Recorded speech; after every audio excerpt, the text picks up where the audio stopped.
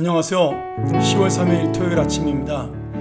오늘은 고린도후서 6장 1절부터 7장 1절의 말씀을 가지고 우리 성전의 삶, 다시 말하면 기독교인이 성전이라고 말하는데 그 성전의 삶이라는 것은 바로 구별된 삶이다 라는 주제를 가지고 오늘 은혜를 나누도록 하겠습니다. 바울은 6장 1절부터 전체에서 굉장히 많은 이야기를 하고 있지만 자신의 사도권에 대한 변론과 함께 또 고린도 교회와 화목하고 싶어하는 자신의 소망들을 이야기하고 있습니다.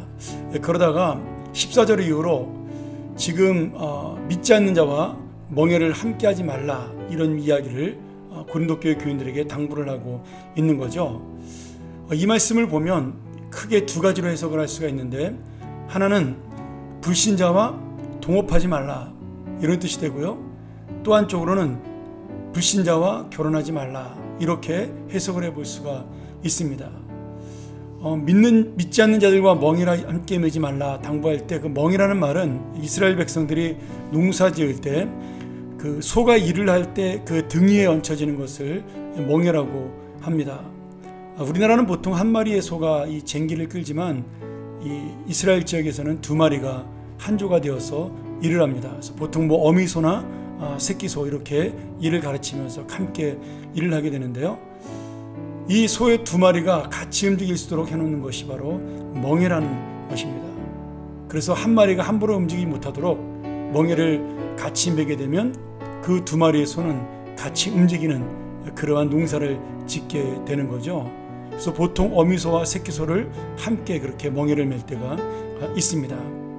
이 말의 의미는 다시 말하면 한 목적, 한 방향, 그리고 한 지표를 향해서 가게 되는 그리스도인의 모습을 말씀하고 있는 거죠.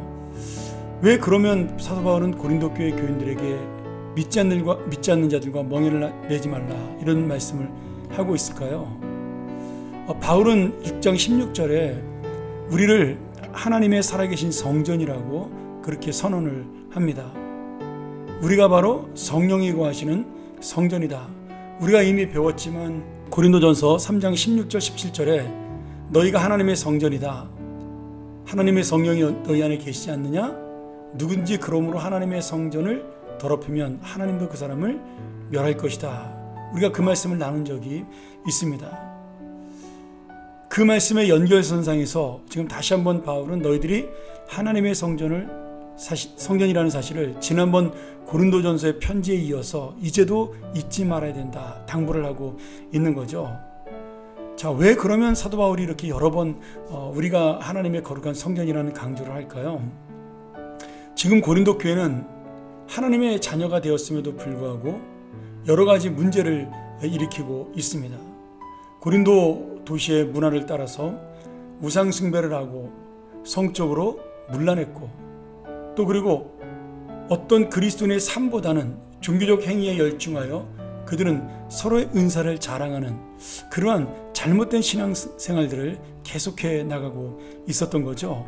그것이 고린도전서의 중요한 내용이기도 했습니다. 바울은 이러한 알맹이가 없는 종교적인 삶을 살아가는 고린도 교회 교인들을 깨우치기 위하여 다시 한번 너희들이 믿지 않는 자들과 함께 멍에를 매지 말라라는 말씀으로 너희들이 그리스도인답게 구별된 삶을 살아라라고 말씀하고 있는 겁니다. 물론 사업을 하지 말아야 된다 같이 결혼도 하지 말아야 된다, 그 말씀 문자적으로는 그런 뜻을 가지고 있지만 전체적으로 볼 때는 믿지 않는 자들의 가치관, 믿지 않는 자들의 어떤 문화, 그리고 불신자들의 삶, 이런 것들에 우리가 동화되지 말고 구별된 하나님의 자녀의 삶을 살라고 말씀하는 당부의 말씀이죠. 그러면서 지금 16절 후반부하고 18절에서 하나님께서 나는 너희의 하나님이다. 다시 말하면 호세아 11장의 1절의 말씀, 이스라엘이 어렸을 때 내가 사랑하여 내 아들을 애굽에서 불러내었다. 이 말씀을 인용하면서 하나님께서 우리의 아버지가 된다라고 말씀하는 거죠. 그 말의 의미는 내가 거룩한 하나님을 아버지로 모셨기에 그 자녀답게 살아가야 한다는 그 말씀을 강조하고 있는 것입니다. 오늘 여러분, 우리가 그리스도인이라는 것이 무엇입니까? 예수 그리스도를 따라가는 사람을 그리스도인이라고 부릅니다. 다른 말로는 성도라는 단어를 사용하고 있죠. 거룩할 성자에다 길도자, 거룩한 길. 다시 한번 말씀드리면 하나님의 거룩한 길을 따라가는 자들, 그것이 바로 성도입니다. 오늘 여러분, 우리가 이 땅을 살면서 비신자, 불신자와 행동을 같이 안 할 수 없는 그런 상황이 있습니다. 뭐 직장도 같이 다녀야 되고, 가정에서도 믿지 않는 우리 가족들이 있을 것이고, 또 친구도 있을 것입니다. 그럼에도 불구하고 그들과 아예 교제를 끊어라, 이런 말씀이 아니죠. 오해하시면 안 됩니다. 그들과 우리가 사이는 좋게 지내야 되지만 그들의 문화를 따라가거나 그들의 죄악된 길에 대해서 동의해서는 안 된다는 겁니다. 오히려 그들과 함께 살면서 그들에게 감동을 주고 영향을 주는 거룩한 성전의 삶을 살아서 그들이 그 성전 안에 들어올 수 있도록 해야 된다는 것, 그것이 바로 사도 바울의 요청이죠. 이 말씀은 바로 오늘 우리에게도 주는 요청입니다. 왜냐하면 우리는 그때보다 더 복잡한 이 사회생활을 하고 있기 때문입니다. 더 많은 불신자들을 만나고, 더 많은 불신 문화를 만나고, 더 많은 불신의 가치관들을 만납니다. 이런 물질 문명의 불신자의 삶 속에서 우리가 그리스도인의 삶답게 살아간다는 것이 무엇인가? 오늘 다시 한번 이 말씀을 통하여 내가 하나님의 자녀로서 어떤 가치관을 갖고 있는가?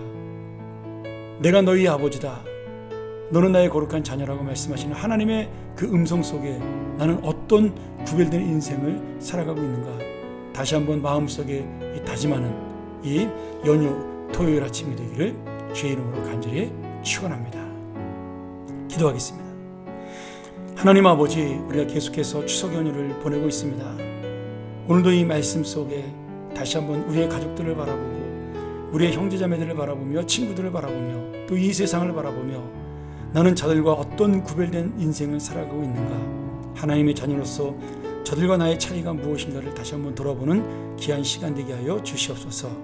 특별히 이 어려운 기간 동안 연휴를 보내고 있지만 우리가 평화롭게 또 기쁨으로 보내는 것을 감사하며, 또 한편으로는 육신의 어려움과 여러 가지 고통 속에서 이 연휴의 기간을 아픔 가운데 보내고 있는 성도들을 위로하시고, 그들의 마음속에도 정말 주님의 그 놀라운 평화와 위로를 만나는 그러한 귀한 시간들이 될 수 있도록 인도하여 주시옵소서.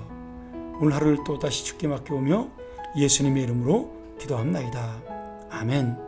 우리 시간 다시 한번 이 말씀 기억하면서 함께 기도하기를 원합니다. 내가 너의 아버지야, 내가 너를 사랑하는 아버지야. 이 주님의 음성을 기억하면서 나는 그분의 자녀로 어떤 삶을 살아가고 있는가? 혹시 나에게 유익이 되고 당장의 이득이 되고 현실이 되는 다른 아버지처럼 보이는 엉뚱한 것을 쫓고 있지는 않은가? 내가 오늘 주님만을 쫓는 구별된 그리스도인이 되게 해달라고, 거룩한 성전으로 살게 해달라고 이 시간 함께 기도하며 마칩니다.